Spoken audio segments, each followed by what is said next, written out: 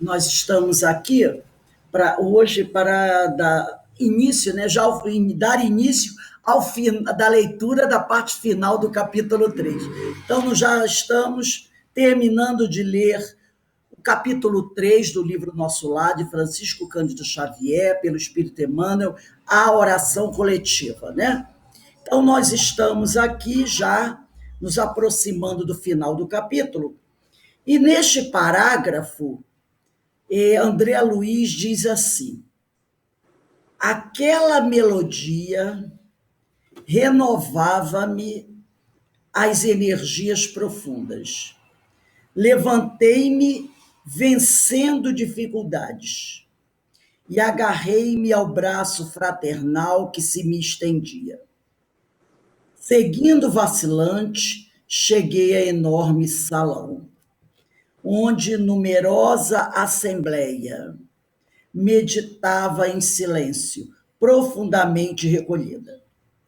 Da abóboda cheia de claridade brilhante, pendiam delicadas e flóreas guirlandas que vinham do teto à base, formando radiosos símbolos de espiritualidade superior. Ninguém parecia dar conta da minha presença, ao passo que mal dissimulava eu surpresa inexcedível, quer dizer, insuperável. Todos os circunstantes atentos pareciam aguardar alguma coisa.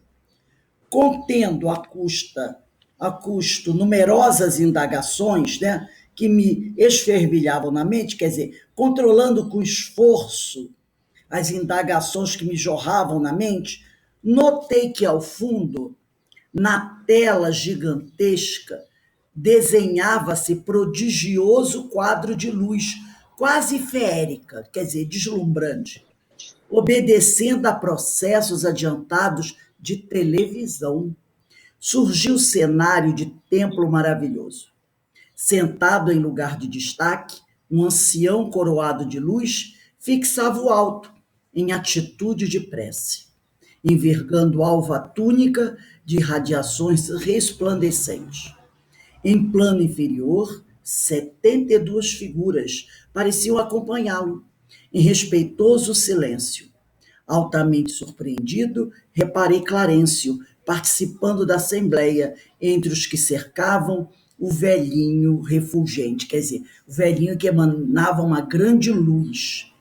Então a gente percebe aqui que o André Luiz, depois de passar por todo aquele sofrimento, ele sente-se agora motivado a superar sua fraqueza para participar daquele acontecimento, porque ele estava realmente numa situação bastante difícil, né? Bastante sofrido, bastante cansado.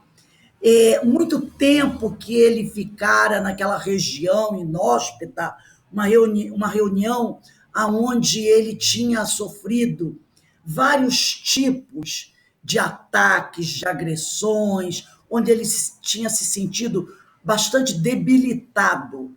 Então, agora, ele estava praticamente fazendo um grande esforço para participar daquela reunião, né? Ele estava buscando superar sua fraqueza. Então ele já mostra aí que ele está trabalhando para se melhorar. Ele não ficou lá prostrado na cama. Ele está buscando conhecer coisas novas, aprender. Em suma, ele está mostrando ser uma pessoa inteligente. Ele se viu impulsionado a querer participar. E por que ele se teve essa vontade? Principalmente por quê? Por causa do carinho e da atenção que ele recebeu dos espíritos que o atendiam. Olha como é importante ser bem cuidado. Aí eu me lembrei aqui, fazendo uma comparação, do da palestra que nós fizemos na terça-feira do lobo, Francisco e o Lobo de Gúbio. Lembra? Que o Lobo de Gúbio era tratado por todos como uma fera, como alguém que era um ser a ser eliminado. Essa era a ideia, né? Um ser que todos queriam eliminar. E aí o carinho de Francisco, não é? O carinho que Francisco tem para com o lobo faz com que o lobo se redima e aí ele abre o coração e faz o esforço dele por se melhorar. E aí ele é abraçado por todos, né? Então a gente vê naquela história, né? Que é uma história contada por Francisco ou contado pelas pessoas que conheceram Francisco, que o negócio é esse. O carinho, um bom tratamento, a benevolência, a atenção fizeram com que o lobo se tornasse um homem afável e buscasse a sua melhora, a sua reintegração na sociedade. Não bastava apenas Francisco querer, o lobo também tinha que querer e fazer esforço para se melhorar, e aí o bom tratamento, quem não gosta de um carinho, de uma atenção, é mais ou menos o que está acontecendo aqui com o André Luiz. Aí voltei. Né? O André Luiz, ele está sendo bem tratado pelo pessoal, pelo Clarence, pelos outros enfermeiros. Todo mundo está agindo com carinho para com ele. E aí ele se sentiu o quê? Motivado a participar. Né? Ele disse, não, poxa, as pessoas estão aqui cuidando de mim com todo carinho, com toda atenção. Então ele se viu impulsionado a querer participar graças ao carinho e atenção recebidos ali pelos amigos. Será que se os amigos tratassem ele friamente, ele teria algum interesse? Eu acho que não, né? E mesmo a situação estando difícil para ele, estava, aquele atenção, aquele carinho deu a ele forças para ele fazer um esforço maior, se reerguer e buscar, né, saber o que estava acontecendo. Ele agora saboreava as sensações de um ambiente de paz e fraternidade que até então ele não conhecia. Pelo menos, desde o momento que ele chegara no plano espiritual, ambiente de paz e fraternidade era tudo aquilo que ele não tinha visto. Muito pelo contrário. Aonde ele se encontrava, ele só tinha recebido o quê? Agressões, violência, antagonismo, torturas de todo tipo. E ali não. Ali para ele era o verdadeiro paraíso. André Luiz também, ele ficara muito espantado mediante uma transmissão de imagem. Para nós, nos dias atuais, que já conhecemos a tecnologia mais avançada, ver um painel com uma projeção de uma imagem não é uma coisa tão assustadora. Afinal, quem nunca viu um telão, não é verdade? Hoje nós temos telões em todo quanto é tipo de lugar, em campos de futebol, nas ruas, né? E quanto mais a sociedade é tecnológica, como por exemplo no Japão, Hong Kong, Estados Unidos, né? A cidade de Hong Kong à noite é uma loucura. Tóquio à noite também, muitas luzes, muitos painéis. Então, são coisas assim, muito mais que aqui no Brasil. Você chega em ver cenas de Tóquio, principalmente à noite, Hong Kong, é uma coisa de você ficar espantado. Só de ver pela televisão a gente já fica espantado. O jogo de luzes, em todos os prédios tem telões com anúncios, propaganda, anúncio de filme, coisas fantásticas, né? E as transmissões que acontecem hoje em dia. Mas para a época de André Luiz, que foi mais ou menos nos anos 40, esse tipo de projeção era alguma coisa extraordinária, né? Não era uma coisa comum. Não podemos esquecer também que essa história do livro Nosso Lar, ela se passa entre as décadas de 30 e 40. E a televisão que nós conhecemos ainda não era acessível e nem possuía recursos como esses que nós conhecemos hoje em dia, né? Porque a televisão mesmo, ela só vai ter assim um grande boom, uma grande alavancagem após a Segunda Guerra Mundial. Muitas coisas a gente sabe da tecnologia e da ciência. Vamos falar essa ciência com aspas? É ciência, mas vieram após a Segunda Guerra Mundial, não é? Infelizmente, nós sabemos que muita coisa relativa a tratamentos médicos tiveram um avanço muito grande após a Segunda Guerra Mundial. E a gente sabe que, infelizmente, alguns processos médicos tiveram muito avanço graças às experiências dos nossos irmãos nazistas. Não é verdade? Experiências essas que, depois da Segunda Guerra, foram abraçadas tanto pelo Ocidente, Estados Unidos, Inglaterra, como pelos russos.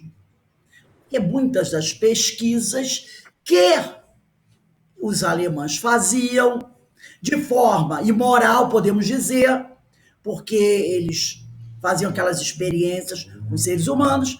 Após o final da guerra, muitos desses cientistas migraram ou para os Estados Unidos, ajudando no desenvolvimento da bomba atômica, não é? Ou para a Rússia, para a União Soviética, podemos dizer assim, né? União das Repúblicas Socialistas Soviéticas. Então, a ciência deu um grande boom. O homem foi à Lua, todo mundo sabe.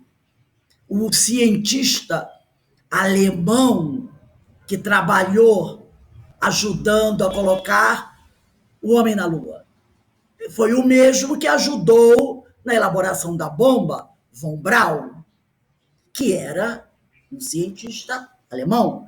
E outras coisinhas mais, né? Então, após a Segunda Guerra Mundial, muitas coisas da ciência e da tecnologia tiveram uma explosão, né? Lógico que muita coisa ajudou a sociedade, mas foram conquistas doloridas, né?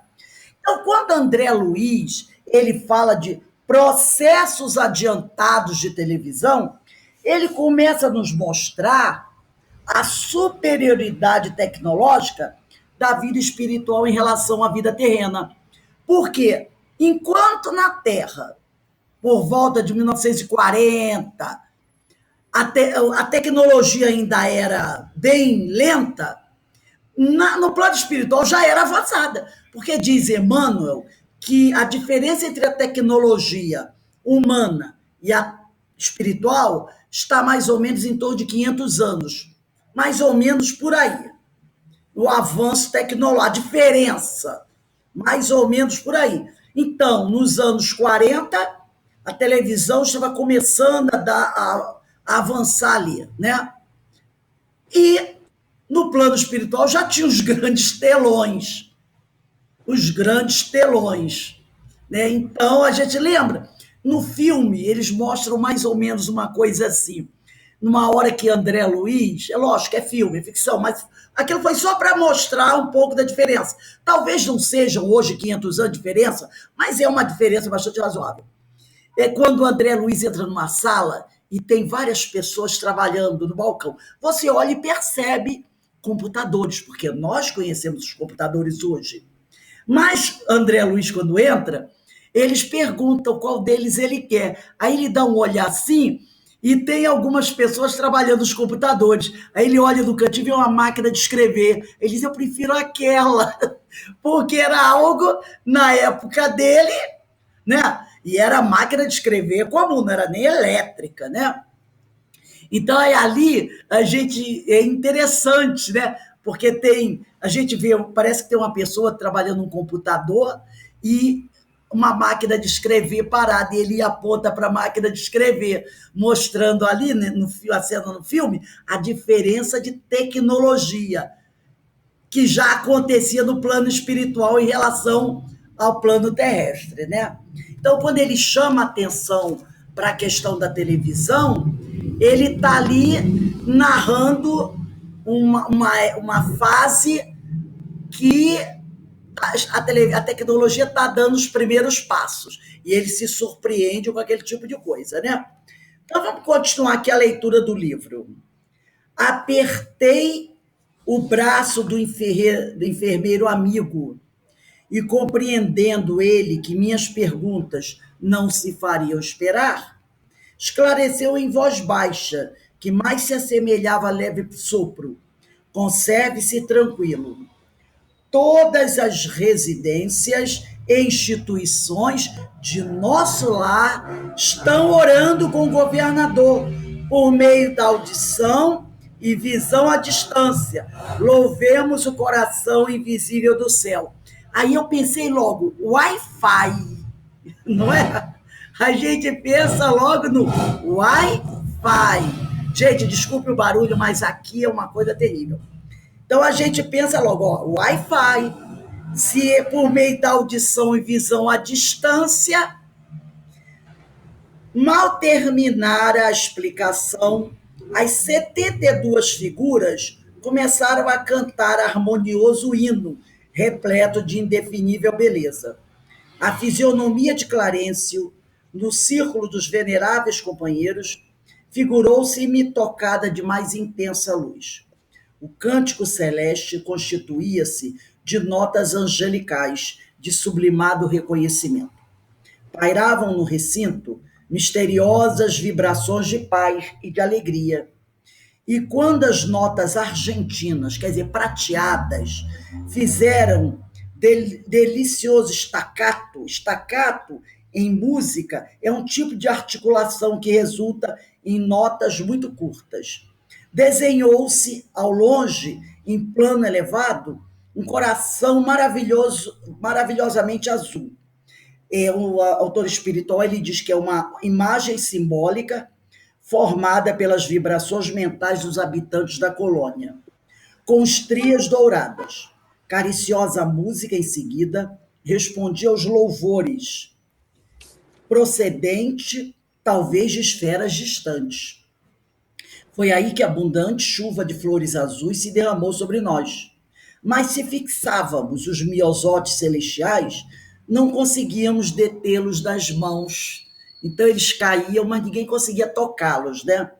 As corolas, quer dizer, as pétalas minúsculas, desfaziam-se de leve ao tocar-nos a fronte, experimentando eu, por minha vez, singular renovação de energias ao contato das pétalas fluídicas que me balsamizavam o coração. Quer dizer, eram pétalas cheias de energias, né, reconfortantes. Então elas caíam como um bálsamo sobre todos, né, e desapareciam. E conforme o contato dessas flores no corpo, elas energizavam o corpo, né? Então, muito interessante isso. O que seria, vamos pensar assim, essa audição e visão à distância, utilizada nas casas e instituições de nosso lar para acompanhar essa oração coletiva? Vamos pegar o Livro dos Espíritos, na questão 247. Livro dos Espíritos, questão 247. Ele diz aqui, Kardec, capítulo 6 da Vida Espírita, questão 247. Aí Kardec faz a seguinte pergunta aos espíritos: para verem o que se passa em dois pontos diferentes, precisam transportar-se a esses pontos? Podem, por exemplo, ver simultaneamente nos dois hemisférios do globo? E os espíritos respondem: como o espírito se transporta aonde queira, com a rapidez do pensamento, pode-se dizer que vê em toda parte, ao mesmo tempo. Seu pensamento é suscetível de irradiar, dirigindo-se a um tempo para muitos pontos diferentes. Mas esta faculdade depende da sua pureza. Então, eu vou voltar a ler isso aqui. Como o espírito se transporta aonde queira, não é? O espírito ele pode se transportar aonde queira, mas não são todos, não é? Com a rapidez do pensamento, pode-se dizer que ele vê em toda parte, porque se ele pode ir aonde ele quer, com a rapidez do pensamento, pode-se dizer que ele vê em toda parte, ao mesmo tempo. Seu pensamento é suscetível de irradiar, dirigindo-se a um tempo para muitos pontos diferentes.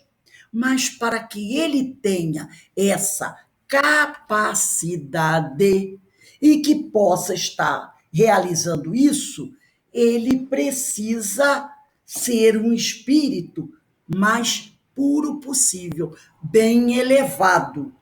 Quanto menos puro é o espírito, tanto mais limitada tem a visão. Só os espíritos superiores podem, com a vista, abranger um conjunto. Agora me veio aqui, nossa, como está quente, né? Agora me veio aqui um pensamento. Vamos imaginar um grupo muito grande de espíritos reunidos e alguém coloca um tema. Aqueles espíritos, sem saírem do local, estão todos reunidos no lugar e alguém começa a desenvolver um tema.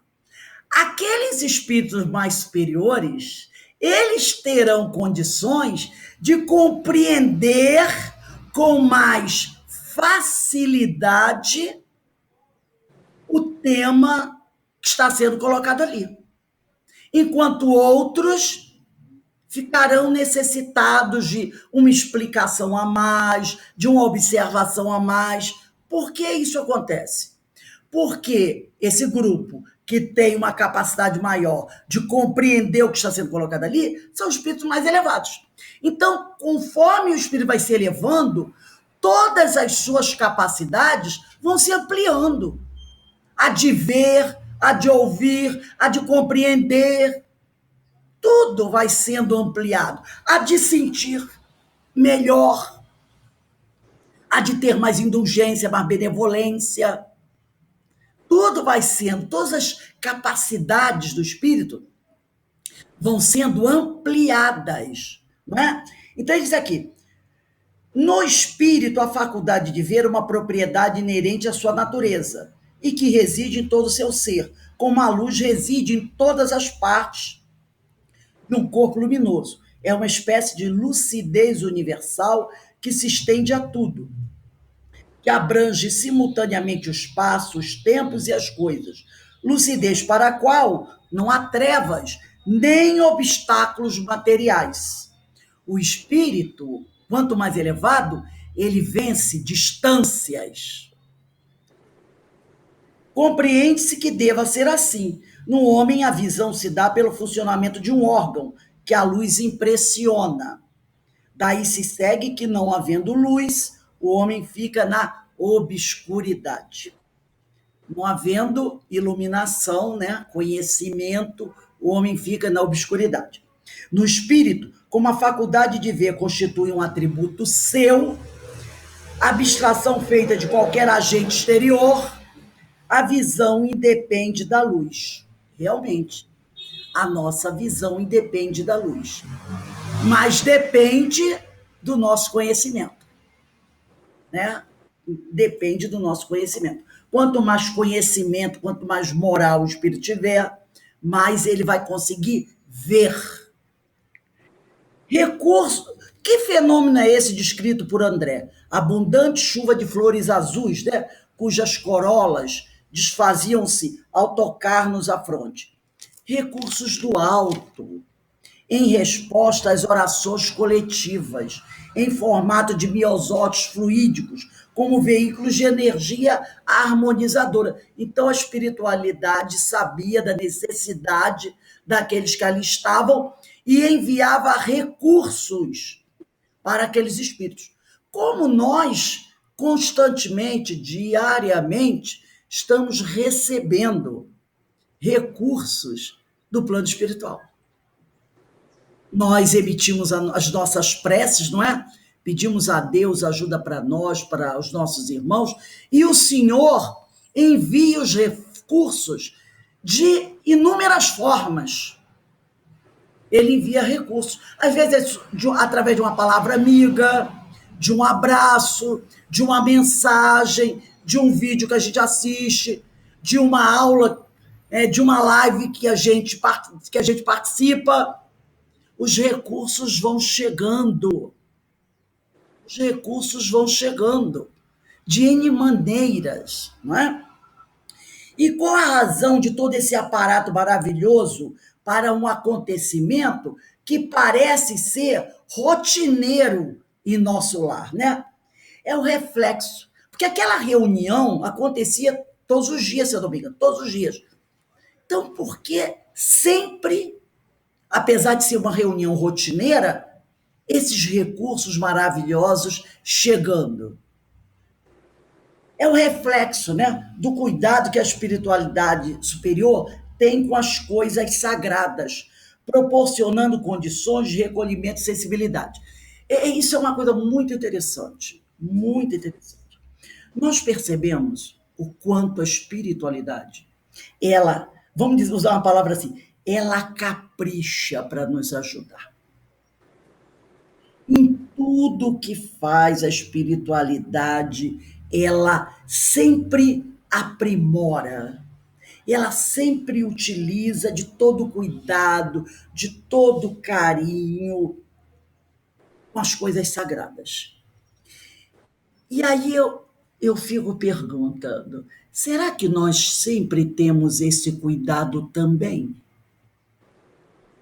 Quando nós vamos realizar alguma coisa visando a espiritualidade, seja o preparo de um. Você, por exemplo, vai preparar uma palestra, você vai preparar uma live, você vai preparar uma aula de um curso, você vai preparar. Agora a gente não tem tanto por causa da pandemia, mas a gente ia organizar um seminário, um encontro, né, uma aula para evangelização infantil, quem trabalhava, uma comida para oferecer aos companheiros que vão à casa espírita para buscar uma alimentação, você vai fazer uma quentinha, você vai trabalhar no bazar, vai cuidar das roupas, organizar as coisas.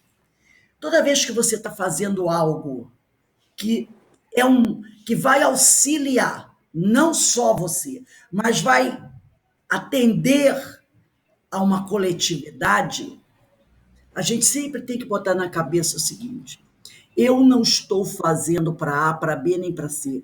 Eu estou fazendo para Jesus. Então, nós temos que ter todo cuidado, capricho na realização daquilo.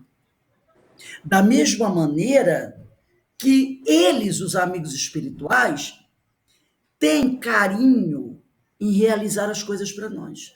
Quando eles vão elaborar, planejar uma reencarnação, quem quiser ter dúvida, pega, se eu não me engano, é o capítulo 3 do livro Missionário da Luz.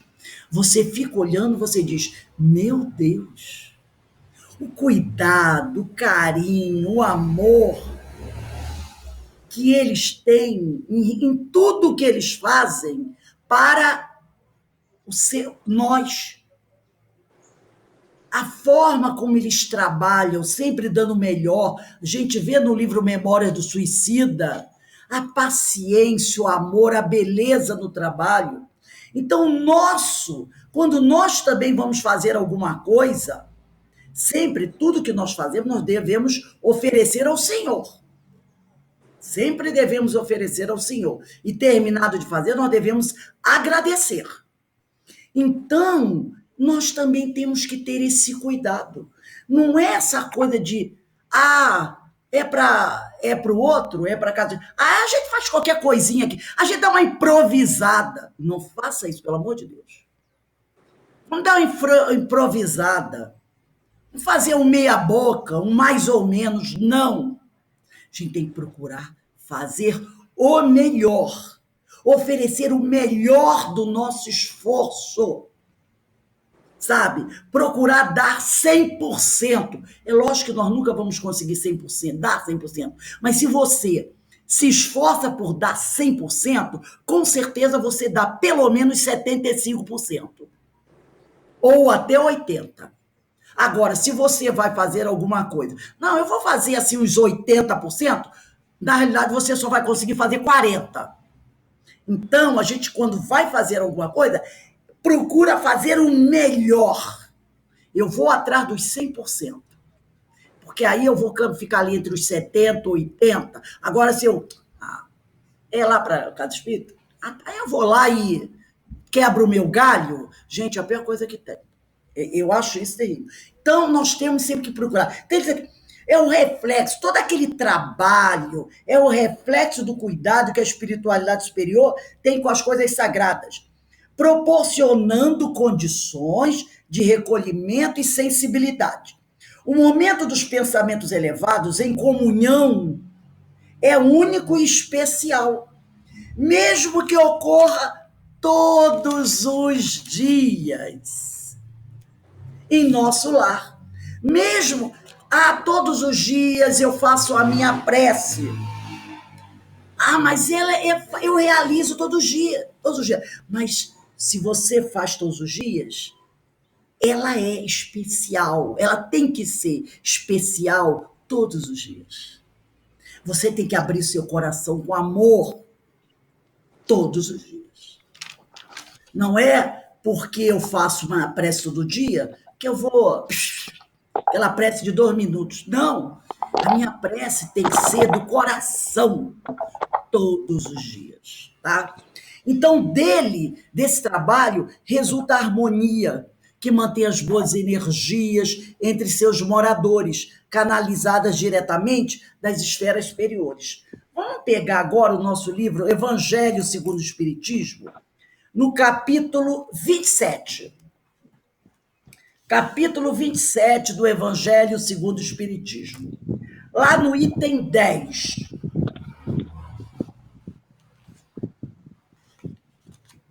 No item 10. Diz assim: o Espírito, capítulo 27, pedi e obtereis. Item 10. O Espiritismo torna compreensível a ação da prece, explicando o modo de transmissão do pensamento, quer no caso em que o ser a quem oramos acuda ao nosso apelo, quer no em que apenas lhe chegue o nosso pensamento.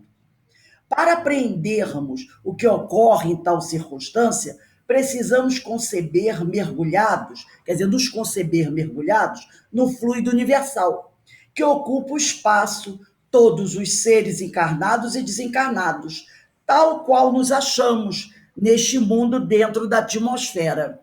Esse fluido recebe da vontade uma impulsão. Ele é o veículo do pensamento, como o ar o é do som, com a diferença de que as vibrações do ar são circunscritas, ao passo que as do fluido universal se estendem ao infinito. Agora vamos pular para o parágrafo de baixo.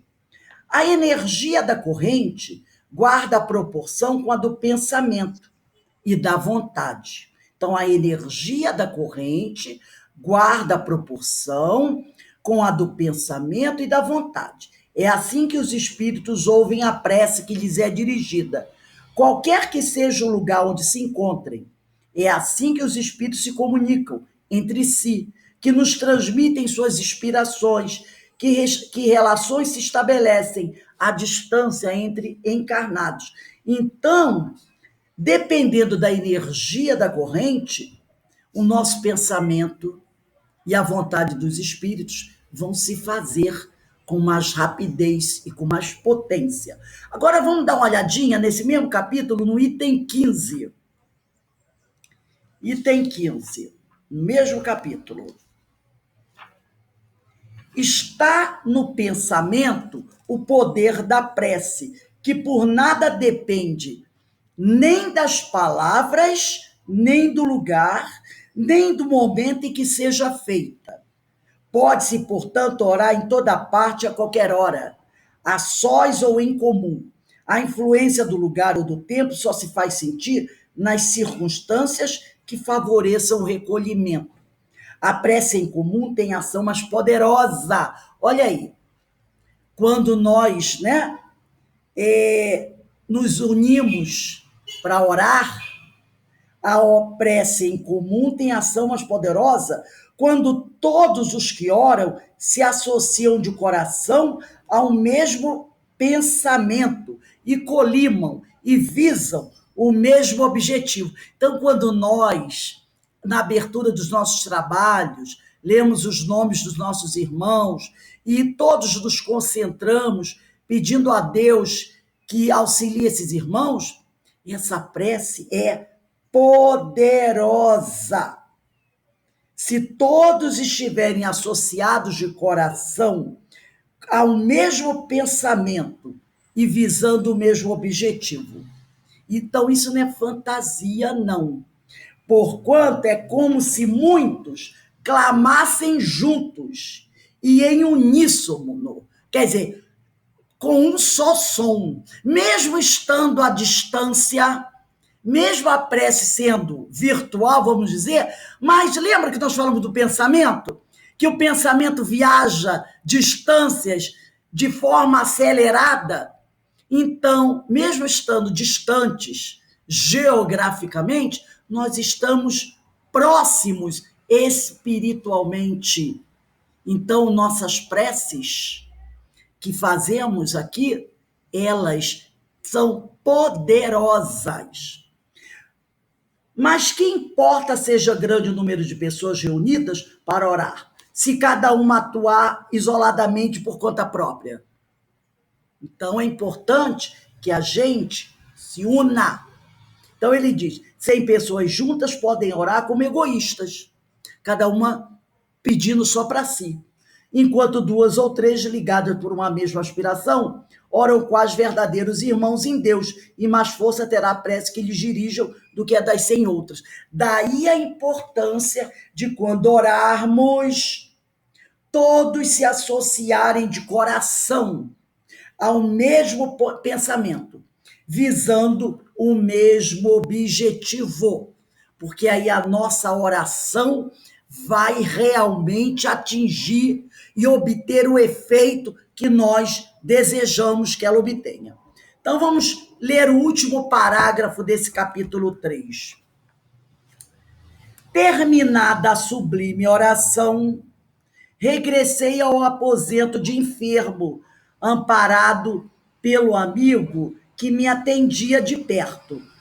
Entretanto, não era mais o doente de horas antes. Então, olha a força da oração, que efeito maravilhoso promoveu no André Luiz. Porque no momento onde eles estavam, todos estavam orando juntos. E isso causou nele um bem imenso.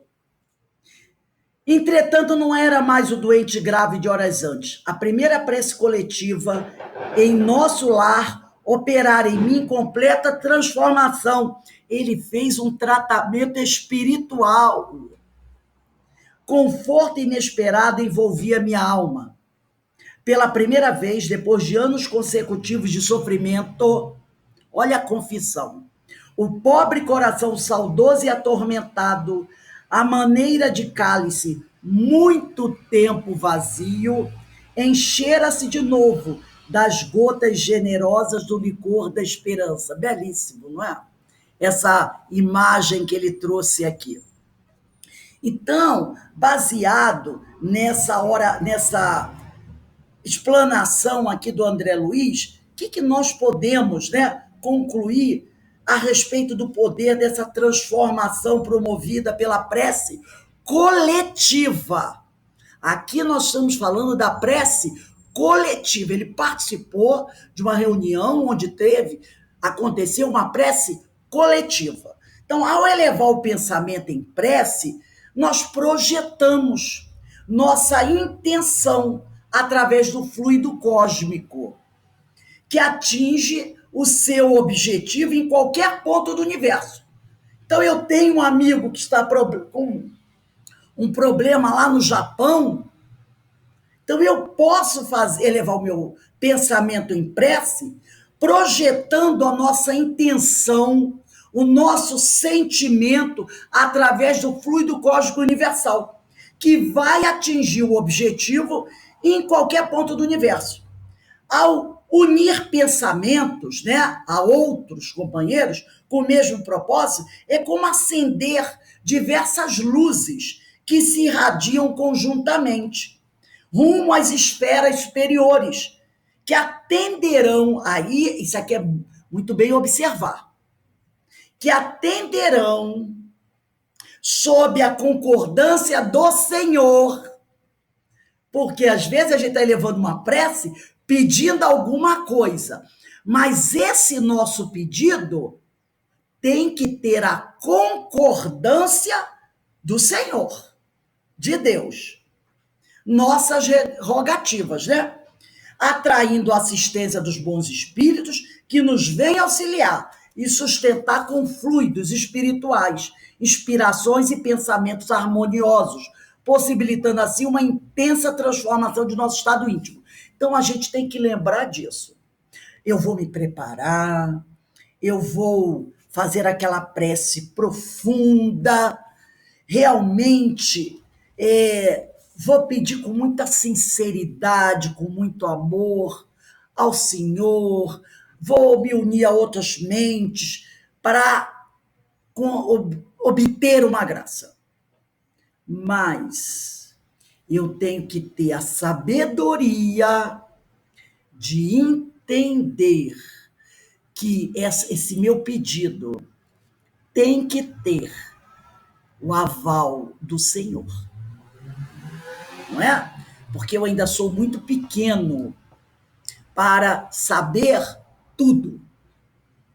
E, de repente, aquilo que eu estou pedindo ao Senhor, aos amigos espirituais, com toda a sinceridade do meu coração, dos meus sentimentos, pode não ser o melhor. E aí, o Senhor pode não me conceder. Aí, muitas pessoas ficam revoltadas, decepcionadas. Poxa, eu fiz uma oração, uma prece tão sentida, tão sincera a Jesus, aos amigos espirituais, para a irmã Sheila, para o doutor Bezerra, e não consegui. Não obtive aquilo que eu desejava. Porque não vai depender dos amigos espirituais. Não vai depender deles. Eles vão ouvir a minha prece, vão enviar essa prece para o mais alto, até que ela chegue ao Senhor, né? Como diz a minha amiga Marilena Mota, né? É o nosso DDD, descagem direta para Deus, muitas vezes a nossa prece, né, diretamente a Deus, mas vai depender do Pai dar permissão para que aquilo aconteça. Porque às vezes aquela prece, aquele desejo, não é o melhor. E se não for o melhor, o Senhor não vai nos conceder. Porque Ele só nos concede o melhor. E o melhor é não nos dar aquilo.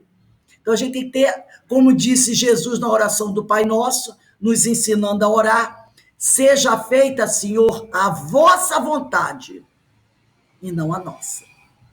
Seja feita sempre a vontade do Pai, porque Ele é que tem toda a sabedoria do infinito. E, encerrando esse capítulo, eu trouxe desse livro, que eu acho muito bom, A Influência dos Espíritos do Nosso Dia a Dia, de Vladimir Sanches, da Edições Uzi, né?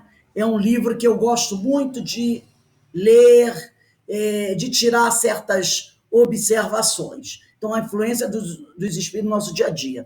O Vladimir Sancho, ele é de São Paulo, ele é físico, acho que é físico quântico, e ele tem um capítulo nesse livro chamado Capítulo 7, que tem por título Só o Amor Constrói.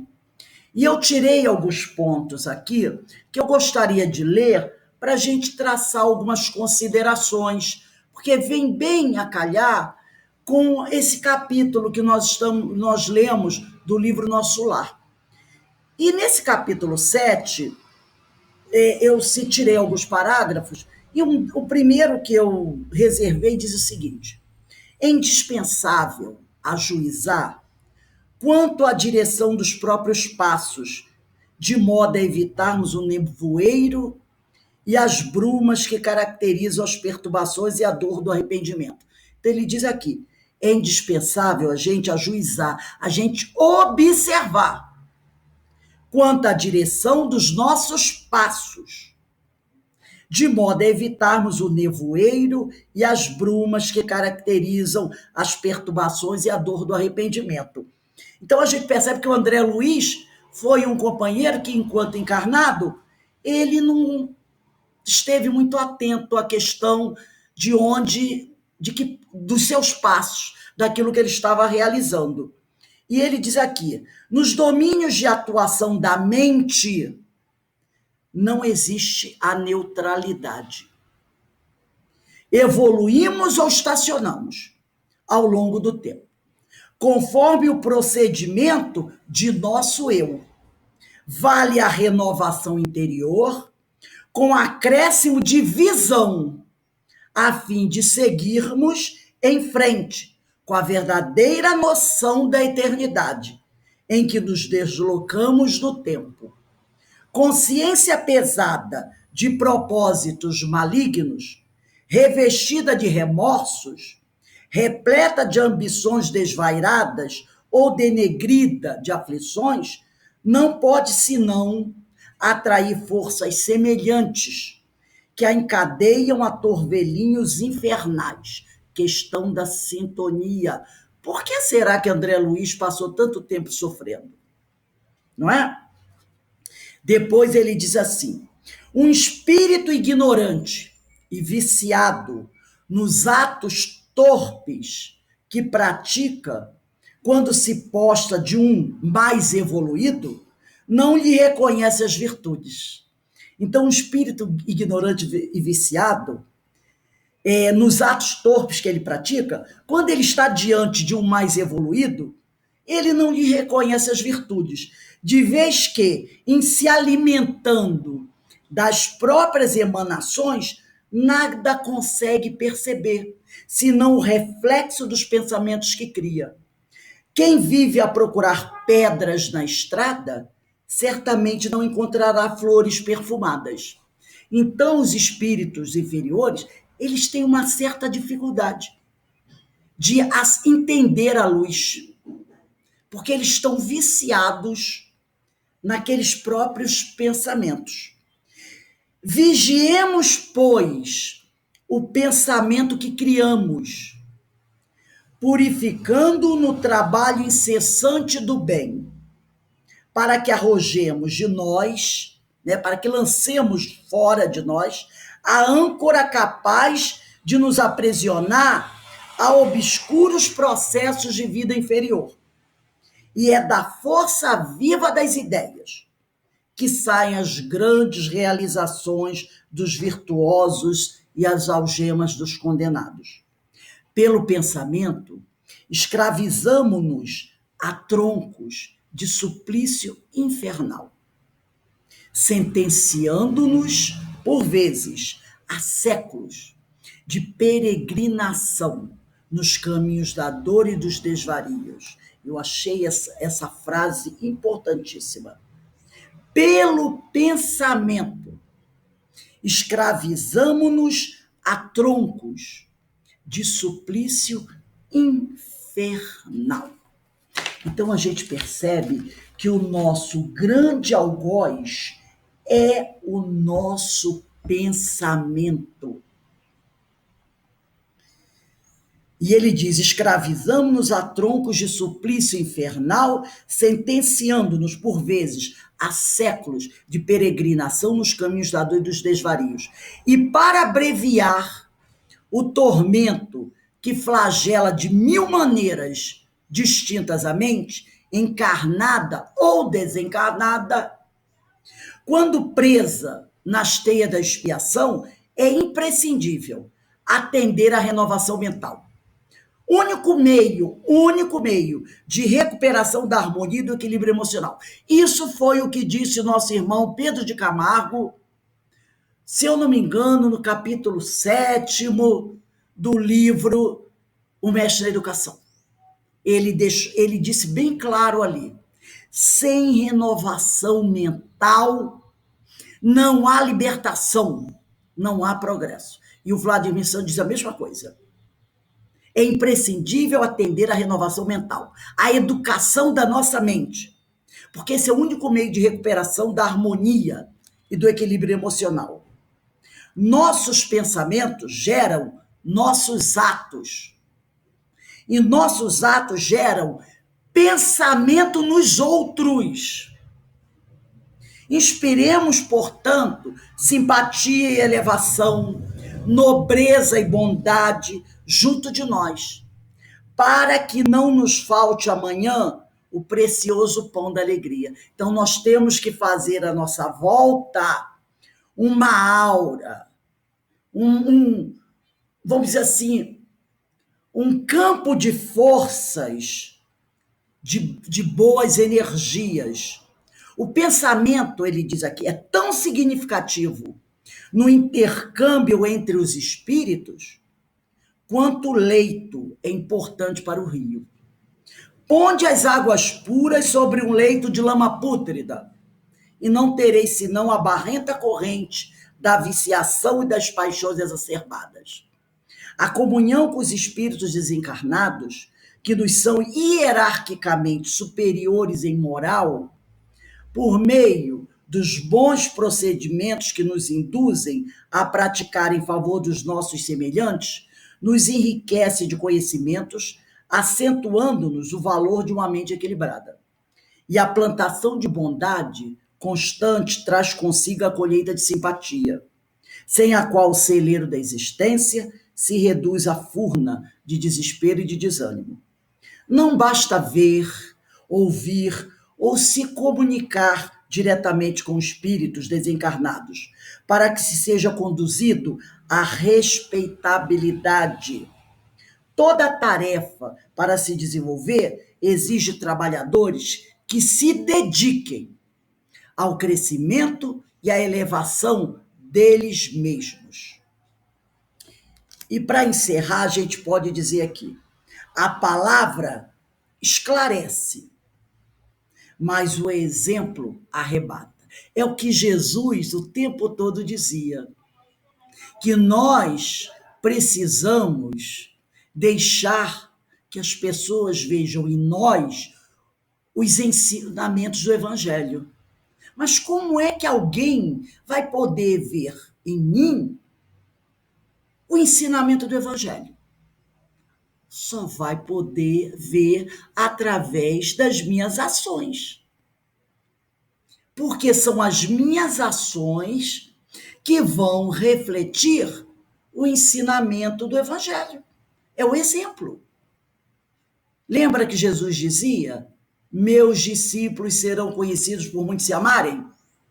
É assim que nós vemos no outro o ensinamento de Jesus, pela ação que o outro realiza. Então, não adianta só ficar falando. Jesus não só falava, ele ensinava, mas depois ele fazia o quê? Ele exemplificava, ele mostrava como fazer. Então a palavra esclarece, mas o exemplo arrebata, regenerando nossos costumes por meio de uma reforma íntima de procedimentos. Reestruturaremos a vida íntima daqueles que nos cercam. Só um minutinho, gente, que eu tenho que ligar aqui a bateria do meu computador que eu esqueci. Nossa, foi. Né? Então ele diz aqui: o pensamento puro e operante é a força que nos arroja do ódio ao amor, que nos lança. Então, o pensamento puro e operante, quer dizer, no trabalho no bem, na busca da renovação, é a força que nos arroja do ódio ao amor, da dor à alegria, da derrota à vitória, do desencanto à certeza. É por isso que precisamos desenvolver o sentimento de amar o próximo como a nós mesmos. Porque se nós desenvolvermos o sentimento do amor ao próximo como a nós mesmos, nós seremos lançados do ódio ao amor, da dor à alegria, da derrota à vitória, do desencanto à certeza. E é isso que o Senhor Jesus nos ensinou. Todo o tempo que ele esteve aqui, ele nos ensinou isso, amar, porque só o amor ilumina o querer e o saber, evitando que eles se transformem em sensações incompletas e muitas vezes estéreis. O amor os resplandece, fecunda-os, centuplica-lhes os recursos. Então, eu achei esse texto do Vladimir Santos importantíssimo para que nós pudéssemos encerrar esse terceiro capítulo do livro Nosso Lar, nos mostrando a importância da renovação íntima, de buscarmos melhorar cada vez mais, tá? Então, quem quiser adquirir esse livro, ele é maravilhoso, eu gosto muito, é a influência dos espíritos no nosso dia a dia, de Vladimir Santos. Eu vou tirar a foto dele, colocar lá no grupo. É um livro muito bom, explica uma série de coisas, e ele encerra esse livro, nesse capítulo 7º, com esse título, né? Só o amor constrói. E realmente, Jesus veio à Terra para nos ensinar isso. Só o amor constrói. Então, alguém quer falar alguma coisa, quer fazer algum comentário sobre o estudo desse capítulo 3, sobre esses comentários que nós fizemos aqui, desse encerramento do livro do Vladimir Santos? Alguém quer fazer alguma consideração? O momento é esse para a gente falar, gente, para a gente se colocar. Que o nosso estudo deve ter isso, essa integração. Olha, amigos, o estudo só nos leva a essa reflexão. Eu estou sem luz em casa, porque está tudo escuro. Agora, não sei se vai cair aqui a minha internet, mas só nos leva à reflexão, e só o amor é essa mola que nos faz transformar e desenvolver através do nosso aprendizado.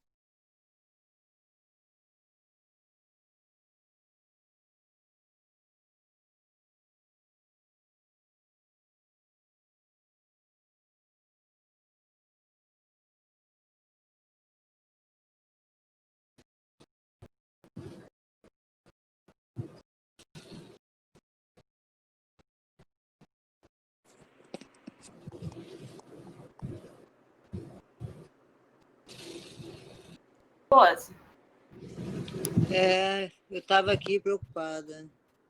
Não estava entendendo. Está sem som. Ok.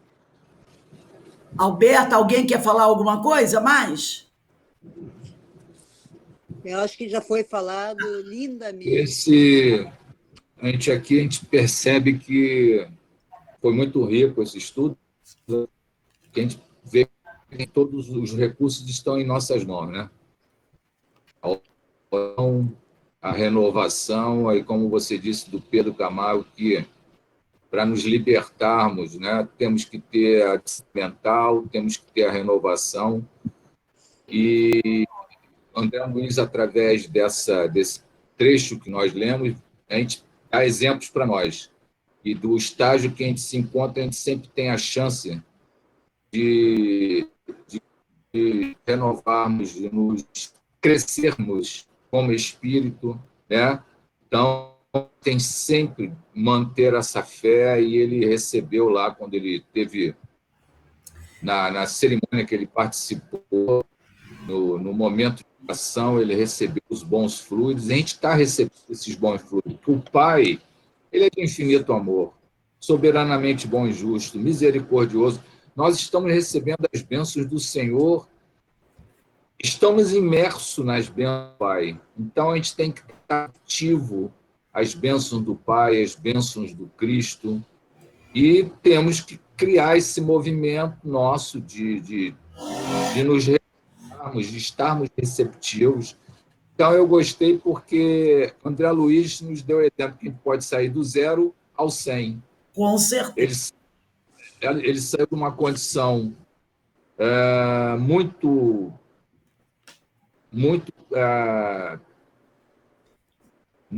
conflitante, se renovar, tá? É óbvio que ele vai, no decorrer dos próximos trechos do livro, ele vai ter uma recuperação muito maior, mas ele teve a sua melhora em função do quê? O amparo do alto. Então, a gente se conectar com a espiritualidade, sempre mantermos sintonizados com os nossos mentores, né? E aí a gente sempre... E o agir, né? É o reto pensar, o reto sentir, o reto agir. Eu recebi uma ideia aqui de um companheiro que disse assim, Denise Fernando, a gente não poderia estudar também a música na espiritualidade? Realmente é maravilhoso, né? Então teríamos que, quem sabe a gente não reserva uma aula para trabalhar a questão da música, da espiritualidade. Aquele capítulo que nós lemos da Revista Espírita, lembra? Que falava sobre a música, sobre a harmonia, belíssimo. Eu não sei se todos procuraram a Revista Espírita, ler aquela publicação de Kardec, de Rossini, né? De Rossini, foi maravilhosa, mas é uma ideia, podemos sim reservar um dia para trabalharmos isso. Então, gente, nós vamos dar uma paradinha agora, tá? Quando for 18h25, vamos parar 15 minutos, tá? Então, a gente vê aí, nós voltaremos para o estudo das parábolas, e hoje nós vamos falar sobre Abraão, o primeiro patriarca. Então, vamos conhecer lá. É muito interessante, gente. Bastante interessante mesmo. Eu convido vocês. Pode falar, Alberto. Nós aqui estamos fazendo o nosso Evangelho às 6. Hoje até dei um prazozinho de 10 minutos além. Então, eu estou acompanhando esse estudo, porque justamente esse estudo começa no momento que nós estamos envolvidos aqui com o nosso Evangelho, o culto do Evangelho. Mas eu tenho acompanhado no site lá do Centro Francisco de Assis. Sim, a página do YouTube, né? Enriquecedor, muito esclarecedor, muito, muito bom mesmo. Tá bom. Porque eu já tenho acompanhado vários estudos de Haroldo Dutra sobre a Gênesis, e aí agora tudo isso que está sendo dito está sendo também importante para complementar tudo que a gente já sabe. Está sendo muito rico. Hoje nós falaremos da quarta aliança, que é a aliança com Abraão. Nós vamos dar uma paradinha agora, tá? E aí nós retornamos daqui a 15 minutos. Vai dar mais ou menos 18h25. Um beijo aí a todos, para aqueles que não vão ficar conosco. Beijo, tudo de bom. Beijo. Amei a aula. Maravilhosa.